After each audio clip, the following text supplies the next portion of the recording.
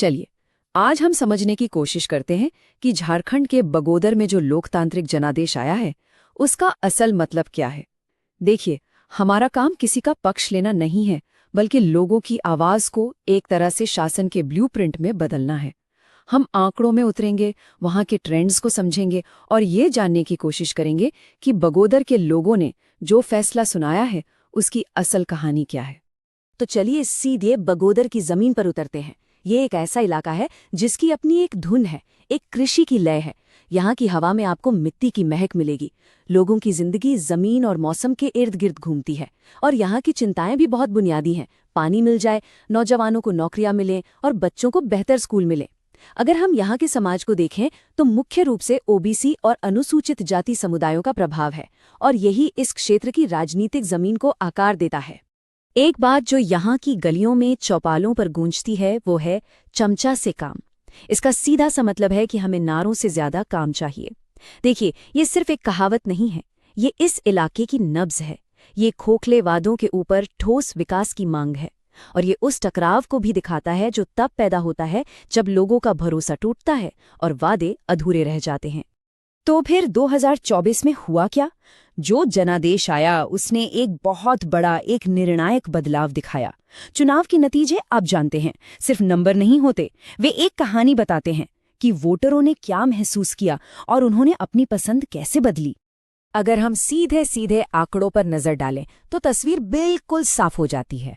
2024 में बीजेपी को 50.22% वोट मिले, वहीं सीपीआई-एमएल के नेतृत्व वाले गठबंधन को लगभग 44.4% और बाकी के करीब 5.4% वोट दूसरी छोटी पार्टियों में बंट गए। ये आंकड़े जमीन पर एक नई राजनीतिक हकीकत को दिखाते हैं। अब ये बदलाव कितना बड़ा था, इसको समझने के लिए जरा 2019 और 2024 के नतीजों को आमने सामने रखते हैं। 2019 में गठबंधन ने 14,545 वोटों के मार्जिन से जीत हासिल की थी, लेकिन 2024 में यही जीत 32,617 वोटों के घाटे में बदल गई। ये एक बहुत बड़ा उलटफेर है और ये गठबंधन के सामने जो चुनौती है उसे भी साफ करता है। उन्हें लगभग 6% वोटों का स्विंग अपनी तरफ वापस लाना होगा। अब थोड़ा और अंदर चलते हैं, बगोदर के चुनावी गणित को समझते हैं। यहाँ लगभग 3,20,000 वोटर हैं। 2019 में इनमें से करीब 67% ने वोट डाला था। आबादी को देखें तो करीब 10-12% अनुसूचित जाति और 3-4% अनुसूचित जनजाति के लोग हैं, लेकिन 50% से ज्यादा आबादी ओबीसी और दूसरी खेती किसानी से जुड़ी जातियों की है। तो इसका सीधा सा मतलब ये है कि कोई एक जाति या समुदाय अकेले दम पर चुनाव नहीं जिता सकता। जीत के लिए एक बड़ा, एक व्यापक गठबंधन बनाना ही पड़ता है। देखिए, ये जो आंकड़े हैं ना, ये किसी पर इल्जाम नहीं लगा रहे, ये एक तरह से एक डायग्नोसिस है, एक निदान। ये हमें ये समझने में मदद करते हैं कि वोटरों ने जो फैसला लिया वो क्यों लिया। इन्हीं आंकड़ों का सही विश्लेषण करके हम उन वजहों की तह तक पहुंच सकते हैं जिन्होंने इस बदलाव को जन्म दिया। और ये जरूरी भी है, क्योंकि हमारे संविधान के तहत हर नागरिक को गरिमा के साथ जीने का अधिकार है और एक सूचित नागरिक के तौर पर अपनी बात रखने का भी। तो सवाल उठता है, ऐसा हुआ क्यों? चलिए अब इस नतीजे की चीरफाड़ करते हैं और उन सिस्टमैटिक वजहों को समझते हैं जो इस बदलाव के पीछे थी। हम किसी व्यक्ति विशेष पर नहीं, बल्कि उन बड़ी राजनीतिक और संगठनिक ताकतों पर ध्यान देंगे जिन्होंने इस परिणाम को आकार दिया।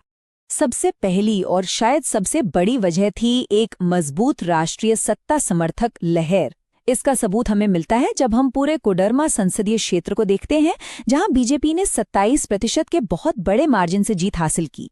इस राष्ट्रीय लहर का असर बगोदर जैसे विधानसभा क्षेत्रों पर पड़ना लाजमी था। दूसरी वजह, और ये बहुत अहम है, वो है दोनों तरफ की संगठनात्मक ताकत। एक तरफ बीजेपी की अच्छी खासी वित्तीय संसाधनों और जमीनी नेटवर्क वाली एक मजबूत मशीनरी थी, और दूसरी तरफ गठबंधन था जो आपसी तालमेल की चुनौतियों और संसाधनों की कमी से जूझ रहा था। चुनावों में ये सांगठनिक अंतर अक्सर एक निर्णायक भूमिका निभाता है। और तीसरा फैक्टर जिसे अक्सर नजरअंदाज कर दिया जाता है वो था वोटों का बिखराव। हुआ ये कि लगभग 6 से 7% वोट छोटी छोटी पार्टियों में बंट गए। ये वो वोट थे जो शायद गठबंधन की तरफ जा सकते थे, लेकिन इनके बिखरने से विपक्षी वोट एक जगह इकट्ठा नहीं हो पाए और इसका सीधा फायदा सत्ताधारी पार्टी को मिला।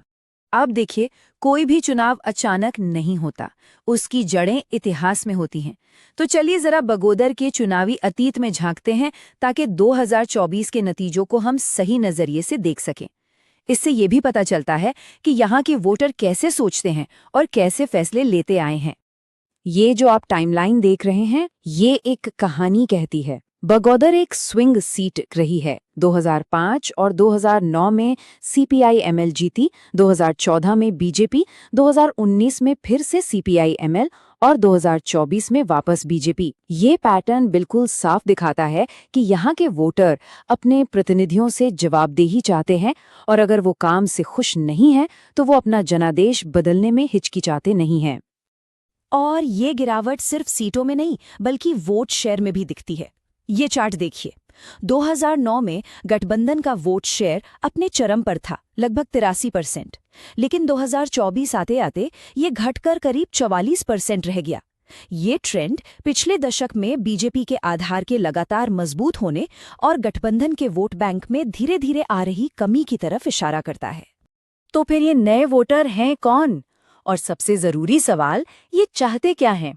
ये युवा हैं, ये ग्रामीण गरीब हैं और उनका ध्यान पारंपरिक राजनीतिक जुड़ाव से हटकर विकास और नौकरियों जैसे असल मुद्दों पर है। उन्हें नतीजे चाहिए और उनकी यही प्राथमिकताएं आज के राजनीतिक समीकरण को बदल रही हैं। तो इतनी सारी एनालिसिस के बाद सवाल ये है कि आगे का रास्ता क्या है? जवाब मेरे हिसाब से जमीन पर है।